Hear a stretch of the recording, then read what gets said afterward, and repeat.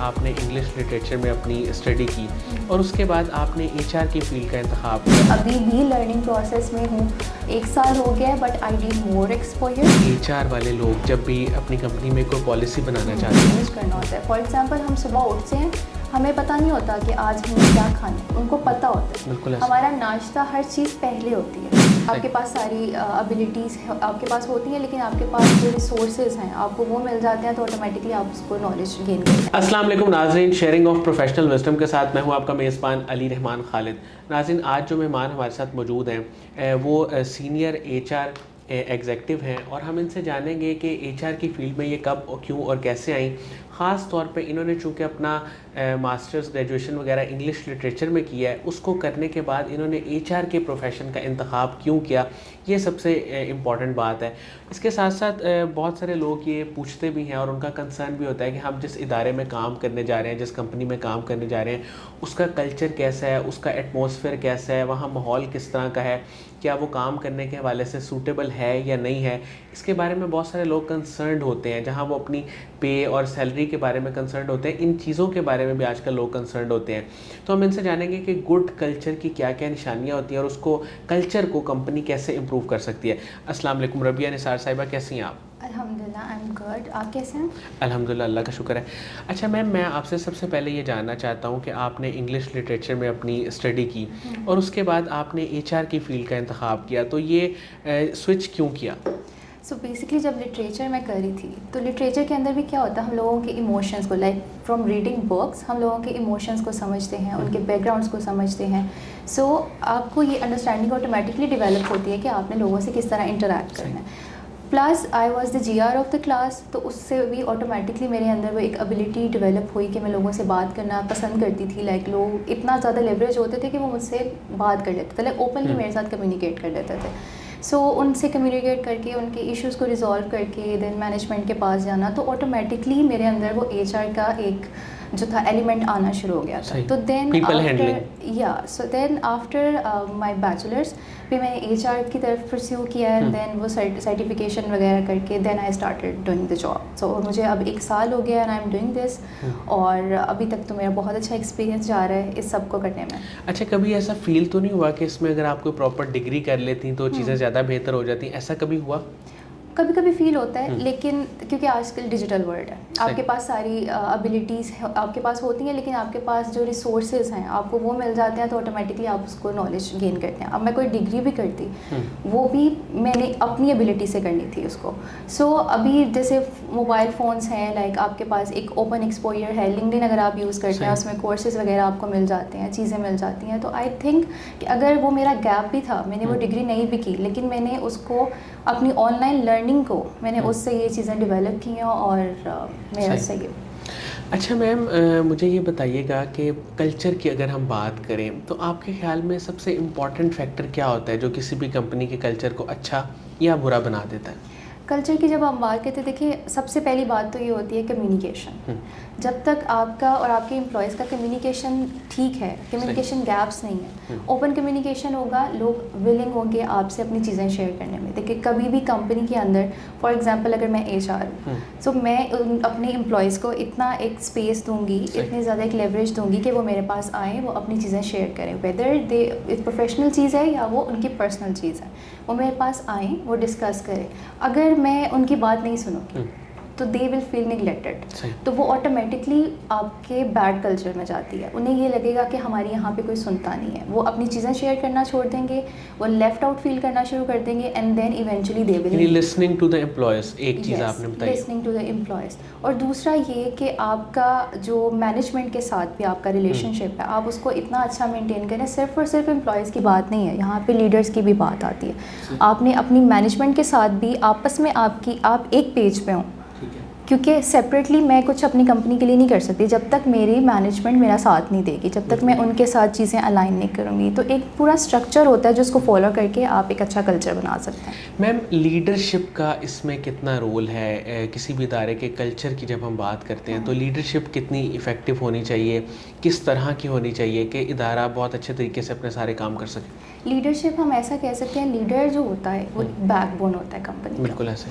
जैसे for example इसकी मैं एग्जांपल इस तरह दूंगी, जैसे कोई एक शिप है और उसका जो कैप्टन है वो अपनी सब लोगों को साथ लेके चल रहा होता है, रिगार्डलेस ऑफ जितनी मर्जी वेव्स आ रही हैं, जितना मर्जी उसको मुश्किलात आती हैं, वो सबको लेके साथ और सबको मोटिवेट करता है, वो साथ लेके जाता है। वो ऐसा नहीं करता कि अगर एक ज़्यादा वेव आ गई है तो वो अपने लोगों को गलत कहता है या लोगों को वो बुरा कहना शुरू हो जाता है या किसी तरह की चीज़। तो लीडर वो होता है, एक वर्क प्लेस में भी सेम काउंट होता है। देखिए हम दिन में 10 काम करते हैं, अगर फॉर एग्जांपल एक काम ख़राब हो गया या कुछ भी हो गया तो लीडर के अंदर ये चीज़ होनी चाहिए कि वो उस चीज़ को एक्सेप्ट कर ले कि ओके वी आर ह्यूमन, हमारे से गलती हो सकती है, क्योंकि he was also once employee, उसने भी गलतियाँ की होंगी। तो लीडर का काम यही होता है, वो अच्छा कल्चर इसी तरह बनाता है कि अगर कुछ हो गया है तो उसके पास एक तो प्लानिंग हो, ठीक है, फ्यूचर की प्लानिंग कि ओके अगर ये काम अभी 10 दिन तक ठीक जा रहा है, एक दिन में ख़राब भी हो सकता है, तो उसको हम कैसे ठीक करेंगे। ठीक है, तो एम्प्लॉयज़ को इतना बिलीव, उसका लॉन्ग टर्म विजन होना चाहिए, विजन होना चीज़ों चाहिए, को मैंने कैसे लेके चलना है। बिल्कुल उसको विजन होना चाहिए। और दूसरा ये कि उसके अंदर ये एक्सेप्टेंस होनी चाहिए कि okay we are human, we can make mistake, error हो सकता है। बिल्कुल।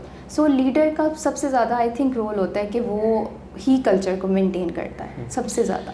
मैम और आपको क्या लगता है कि अगर एक लीडर अच्छा है लेकिन उसकी टीम जो है वो अच्छे से काम नहीं कर पा रही या परफॉर्म नहीं कर पा रही, तो उससे कल्चर पे कितना इफ़ेक्ट होता है? कल्चर पे इफेक्ट होता है, लेकिन उसके लिए भी वेज निकाले जाते हैं। देखिए हमें सबसे पहले देखना पड़ेगा एम्प्लॉयज़ कहाँ पे लैग कर रहे हैं। हमें उन्हें ट्रेनिंग्स देने की ज़रूरत है, हमें उनके साथ सेशंस करने की ज़रूरत है, या हमें 1-to-1 मीटिंग करने की ज़रूरत है। There are ways. देखिए इंसान के अंदर एबिलिटी होती है, लोग ऐसे भी हैं जो घर बैठ के भी सीख लेते हैं, कहीं जाके भी नहीं सीखते। सिर्फ थोड़ी सी ट्रेनिंग हम उसके लिए ऐसा कर सकते हैं, हम फीडबैक तो कल्चर रखें, हम लोगों से बात करें, हम उन्हें बताएं, सेशंस रखें, then we can also do the training session, सारी चीज़ें। क्योंकि जब तक हमें पता नहीं चलेगा कि किसी के अंदर प्रॉब्लम क्या आ रही है, ऐसे तो नॉर्मली, क्योंकि देखिए सबकी फील्ड डिफरेंट है, को सब एक जैसा काम नहीं करते, सबके मेथड्स डिफरेंट हैं, क्योंकि हम डिफरेंट बैकग्राउंड्स हैं, हमारे डिफरेंट बैकग्राउंड्स हैं, हमारे डिफरेंट गोल्स हैं, हमारी डिफरेंट पर्सनालिटीज़ हैं। कोई इंसान शायद कहने से सीख जाए, कोई इंसान को करके दिखाना पड़ेगा, किसी को आपको पर्सनल ट्रेनिंग देनी पड़ेंगी। तो उसके लिए हमें कंपनीज में आई थिंक ये ट्रेनिंग प्रोग्राम्स होना बहुत ज़रूरी है।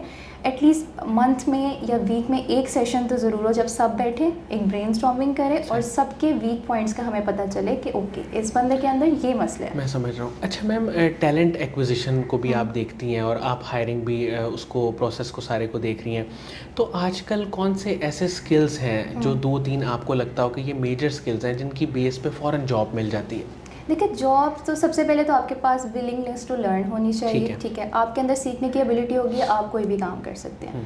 क्योंकि लोगों को बहुत से ऐसे होते हैं उनके पास टेक्निकल स्किल्स होती हैं लेकिन उनके पास सॉफ्ट स्किल्स नहीं होती, अडेप्ट नहीं कर सकते वो चीज़ों को, ठीक है। ये प्रॉब्लम आती है। टेक्निकल में वो बहुत अच्छे होंगे लेकिन when it comes to feedback या उनसे बात करने की बारी आएगी, वो एकदम से हो जाएंगे कि हमें इस बंदे ने ये बात क्यों की है। कॉन्फिडेंस, कम्युनिकेशन स्किल्स और अडेप्ट करने की उनकी एबिलिटी कम होगी। तो आई थिंक आपके पास टेक्निकल बिजनेस स्किल्स के साथ साथ आपके पास सॉफ्ट स्किल्स भी होना ज़रूरी है। और उन सॉफ्ट स्किल्स में यही आता है कि विलिंगनेस आपके पास होनी चाहिए सीखने की एंड देन उसको इम्प्लीमेंट करने की। देखिए डेली हम कोई न्यू चीज़ सीखते हैं। अगर मैं 1 साल से भी अगर मैं काम कर रही हूँ तो उस 1 साल में मैंने डेली चीज़ें सीखी हैं, क्योंकि मेरे पास डिग्री नहीं थी, मेरे पास चीज़ें नहीं थी। मैंने वो 3 मंथ्स के कोर्स को करके सीखा है, मैंने इसको सीखा है रियल लाइफ में। शायद उस बुक्स में भी मैंने वो नहीं पढ़ा होगा जो मैंने 1 साल में अपनी कंपनी में चीज़ें की हैं। सो इसलिए ये सारी चीज़ें आपके अडेप्टेबिलिटी आपके लिए बहुत ज़रूरी होनी चाहिए। अच्छा मैम, बहुत सारे लोग ना अपने इदारे को बेहतर करना चाहते हैं लेकिन उन्हें समझ नहीं आ रही होती कि प्रॉब्लम कहाँ पे है। तो एक तो वो प्रॉब्लम्स को कैसे आइडेंटिफाई करें, इसमें लोगों के साथ बात करना, उनकी राय लेना, ये कितना इम्पोर्टेंट है? बहुत ज़्यादा इंपॉर्टेंट है, इसीलिए मैंने आपसे कहा ट्रेनिंग ज़रूरी है। देखिए मैनेजर्स, लाइन मैनेजर इसीलिए होते हैं। हर एग्जेक्टिव के साथ, हर किसी एसोसिएट के साथ एक मैनेजर होता है। वो क्यों होता है? क्योंकि वो उसको ट्रेनिंग दे। क्योंकि देखिए जो एक बॉस है वो सब एम्प्लॉयज़ के पास जाके उनको बात नहीं कर सकता, वो उसके पास इतना टाइम नहीं होता, क्योंकि उसकी अपनी मीटिंग्स बहुत होती हैं। उसने एक ऑर्गेनाइजेशन बना दी है, उसने आपको एक चीज़ दे दी है। अब उसके अंदर मैनेजर्स, लाइन मैनेजर, इन सब की रिस्पॉन्सिबिलिटी है कि वो जब भी न्यू हायर कर रहे हैं। देखिए मैं न्यू कंपनी में, अब मैं इस कंपनी में काम कर रही हूँ, काफ़ी टाइम से कर रही हूँ, ओके मुझे इस कंपनी की सारी चीज़ें पता है कि ओके सुबह से शाम तक ये सारी चीज़ें इस स्ट्रक्चर में होती हैं, ठीक है। मैं नेक्स्ट किसी कंपनी में जाऊँगी, मे बी उनका काम डिफरेंट हो, मुझे प्रॉब्लम आए, मुझे मसला हो सकता है, इसके लिए मुझे पहले कोई एक गाइडेंस देने वाला कोई चाहिए, मैनेजर हो या वो लाइन मैनेजर हो, कोई भी हो जो सही। मुझे समझाए कि ओके यहाँ पे ये स्ट्रक्चर है, ये सारी चीज़ें हैं। ठीक है। तो उसके लिए आई थिंक मैनेजर्स का ज़्यादा रोल होता है एज़ कम्पेयर टू लीडर्स, क्योंकि लीडर ने तो आपको एक चीज़ दे दी है, अब उसमें आपने उसके अंदर एडिशंस करनी है। तो आई थिंक मैनेजर का बहुत ज़्यादा काम है इसमें कि वो पहले सिखाए फिर उसको करे। मैम, लोग ये भी सवाल बहुत ज़्यादा करते हैं कि हमने किसी इदारे को ज्वाइन कर लिया, हम वहाँ पे काम कर रहे हैं, लेकिन कहीं ना कहीं कोई ऐसी बात हो जाती है या पॉलिटिक्स होती है जहाँ पे एक कंपटीशन तो ज़ाहिर है कि एक अच्छी चीज़ है, लेकिन पॉलिटिक्स की वजह से जो एक मेंटली लोग डिस्टर्ब हो जाते हैं, इसको आप कैसे देखती हैं और पॉलिटिक्स से कैसे बचा जा सकता है? पॉलिटिक्स का मेरा जो पर्सनल ये है, देखिए हर जगह पे होती है। ठीक है। कई जगह पे माइनर थोड़े लेवल की होती है, कई जगह पे बहुत बड़ी ज़्यादा होती है। ठीक है। सो अभी इसको हम बचने के लिए देखिए हमने अपने आप को खुद सेव करना है, हमने अपनी स्किल्स को डेवलप करना है, हमने उस इन्वायरमेंट को, उस चीज़ों को बेटर बनाने के लिए हम ये कर सकते हैं, हम अपने आप को बचाएं। ठीक है। दो लोगों को में देखें, दो लोगों में अगर मसला हो गया ना, डायरेक्ट उनके कोई इंटरेक्शन में मसला हो गया, एक को दूसरे की बात बुरी लग गई, अब जो थर्ड पर्सन होगा ना उसकी रिस्पॉन्सिबिलिटी ज़्यादा होती है। जब वो थर्ड पर्सन आके पूछेगा कि अच्छा क्या हुआ, क्या बात हुई, वो अपना ओपिनियन देगा, वो उस पर्सन का शायद उसके साथ इतना मसला नहीं होगा, लेकिन उसकी बात सुन के वो ज़्यादा ख़राब होगा और उन दोनों का रिलेशनशिप बहुत ज़्यादा ख़राब हो जाएगा किसी थर्ड पर्सन की वजह से, क्योंकि मतलब अगर एक कोई ग्रुपिंग बन के वो डिस्कशन होना शुरू हो जाती है कि अच्छा इसने ये बोला, इसने फ्लोर पे मुझे ये बात कर दी, इसने मुझे ये कह दिया। तो I think being a third person and you know being a human being, मेरा ये काम बनता है मैं अपने आप को बचाऊं अगर किसी का मसला हो गया है। क्योंकि देखिए इस्लामिक पॉइंट ऑफ व्यू से भी देखिए तो अगर किसी की कोई बात हो जाती है तो आप उसे सुलह करवाते हैं, आप नहीं करवा सकते लेकिन आप उसको कोई इस तरह की बात ना करें कि वो और ज़्यादा उस चीज़ के खिलाफ हो जाए। यानी कोई भी अगर इस तरह का मसला हो, कोई बात हो, आप उसको इग्नोर करें, उसको ज़्यादा वैल्यू ना दें और एग्जैजरेट ना करें। बिल्कुल, सबसे आसान तरीका ये है। क्योंकि जो थर्ड पर्सन होता है ना उसको ज़्यादा एग्जैजरेट कर देता है और उसकी वजह से पॉलिटिक्स होती है। आप देखिए किसी भी जगह पे 4-5 लोग इकट्ठे बैठे होंगे, वो कोई ना कोई बात ज़रूर कर रहे होंगे कि ये आज सुबह ये हुआ, आज ये हुआ। तो आपने खुद अपने आप को, क्योंकि देखिए एनवायरनमेंट हमसे बनता है, लोगों से बनता है। अगर मैं आपके पास बैठ के अगर मैं कोई लर्निंग की बात नहीं कर रही और मैं इन लोगों की बात कर रही हूँ, अच्छा ये हुआ था, मैं आई थी तो मेरे साथ भी ये हुआ था, अब तुम्हारे साथ भी होगा, ये चीज़ गलत है। क्योंकि जो हमसे पहले वाले लोग होते हैं आई थिंक वो बेटर हमें गाइड कर सकते हैं इंस्टेड ऑफ के वो हमें इस तरह की चीज़ करें। तो हमने खुद बचना है। आने वाले वक्त में फ्यूचर में आपने क्या सोचा हुआ है कि आप जिस भी डेजिग्नेशन पे काम करें उसी पे काम करती रहेंगी या आगे आपके पास अपने लिए रोड मैप आपने क्या चूज़ किया हुआ है? अच्छा, मेरा ये है कि क्योंकि HR फील्ड मैंने खुद चूज़ की थी, अपनी विलिंगनेस से की थी और अपनी ही पसंद से की थी, तो मैं इसी को कंटिन्यू रखूँगी। लेकिन हाँ, मुझे एक्सपोजर चाहिए क्योंकि I am still on a learning process. मैं अभी भी लर्निंग प्रोसेस में हूँ, 1 साल हो गया है, but I need more exposure. और मैं डिफरेंट डेजिग्नेशंस के साथ डिफरेंट कंपनीज़ में मैं काम करना चाहती हूँ क्योंकि मैं सब चीज़ों का एक्सपीरियंस लेना चाहती हूँ। मे बी मेरा एक्सपीरियंस सिर्फ एक कंपनी तक बाउंड हो क्योंकि मैंने एक कंपनी में अभी तक काम किया है। सो मैं अपना ये इसी फ्यूचर में मैम अपनी लाइफ में थ्रू आउट आप किसी शख्सियत से इंस्पायर हुई हो क्योंकि आप प्रोफेशनली काम कर रही हैं काफ़ी अरसे से, कोई इंस्पिरेशन आपकी वो कौन है? अच्छा, इंस्पिरेशन एज सच तो मतलब नहीं हुआ, लेकिन मुझे अपनी फैमिली की तरफ से ये होता है। देखिए हमारी जो मदर होती हैं, हमारी जो माँ है, मुझे लगता है कि जिस तरह HR होती है वो कंपनी को लेके चलती है साथ में, इस तरह हमारी मम्मा होती हैं वो घर को लेके चलती हैं। देखिए उन्होंने बाबा को भी देखना है, उन्होंने अपने बच्चों को भी देखना है और सिर्फ आज नहीं देखना, फ्यूचर भी देखना है। उन्होंने हर चीज़ को मैनेज करना होता है। फॉर एग्जाम्पल हम सुबह उठते हैं, हमें पता नहीं होता कि आज हमने क्या खाना है, उनको पता होता है। हमारा नाश्ता हर चीज़ पहले होती है। तो इसलिए मेरी इंस्पिरेशन मम्मा ही मैं उनको कहूँगी कि वो आए, क्योंकि उन्होंने हमेशा मुझे सपोर्ट किया है। शायद वो ना होती तो मैं अपना ये फ्यूचर और ये जो करियर मैं चूज़ किया है मैं शायद ना कर पाती। तो मेरे लिए रियल लाइफ एग्जांपल मेरी मम्मा है। अच्छा मैम, एक चीज़ बहुत इम्पॉर्टेंट है कि HR वाले लोग जब भी अपनी कंपनी में कोई पॉलिसी बनाना चाहते हैं तो वो पॉलिसी तो बना लेते हैं लेकिन अक्सर उसकी इम्प्लीमेंटेशन नहीं हो पाती। इस पे आप क्या कहेंगी? इम्प्लीमेंटेशन देखिए, मेरा जैसे मैं फॉर एग्जांपल HR हूँ, अब मैंने एक चीज़ इनिशिएटिव ले लिया है लेकिन अप्रूवल मुझे मैं अपने जो है लीडर से चाहिए। बिल्कुल ऐसे। सो उसके लिए यही है कि हम पहले तो ट्रेंड्स हमें चेक करने चाहिए कि ओके जो चीज़ मैं इम्प्लीमेंट करना चाह रही हूँ वो क्या मार्केट में ट्रेंड है भी या नहीं, क्योंकि ट्रेंड्स को फॉलो करना आई थिंक बहुत ज़रूरी है कोई भी न्यू पॉलिसी बनाने के लिए। सो अगर मैं कोई पॉलिसी कोई बना रही हूँ या तो मैं बिल्कुल न्यू जो किसी कंपनी में नहीं हो रही वो बना रही हूँ, तो उसके लिए भी मुझे अप्रूवल चाहिए, क्योंकि मैं सिर्फ अपने आप पे कुछ नहीं कर सकती ना, क्योंकि एक स्ट्रक्चर भी होता है कंपनी का। सबसे पहले तो ट्रेंड्स देखना शुरू करूँगी मैं कि ओके ट्रेंड्स क्या चल रहे हैं, देन उसके बाद अप्रूवल, एंड अप्रूवल के बाद फिर हम उसको इम्प्लीमेंट करेंगे। और इम्प्लीमेंटेशन का यही होता है कि आप उसको या तो डॉक्यूमेंटेड कोई चीज़ कर दें आप, तो आई थिंक वो ज़्यादा बेटर है, उसका फॉलो अप होता रहे। या फॉलो अप होता है। मुझे ये बताइएगा कि आजकल जो लोग जॉब्स हासिल करना चाहते हैं वो बहुत ज़्यादा कंफ्यूज्ड हैं, उनको ऐसा लगता है कि शायद हमें जॉब मिलेगी नहीं, लेकिन कहीं ना कहीं जब हमारी एचआर प्रोफेशनल से बात होती है तो वो कहते हैं कि सीवी में, लिंक्डइन प्रोफाइल में कुछ मिस्टेक्स करते हैं। आपको क्या लगता है कि सबसे बड़ी मिस्टेक लिंक्डइन प्रोफाइल में लोग क्या करते हैं? लिंक्डइन प्रोफाइल में देखिए, लिंक्डइन का एक एल्गोरिदम है जिससे वो चलता है। ठीक है। अब मैं फॉर एग्जांपल हायर कर रही हूँ, मुझे कोई न्यू रिसोर्स चाहिए, मार्केटिंग मैनेजर मुझे चाहिए, तो मैं उसको सर्च करूँगी मार्केटिंग मैनेजर।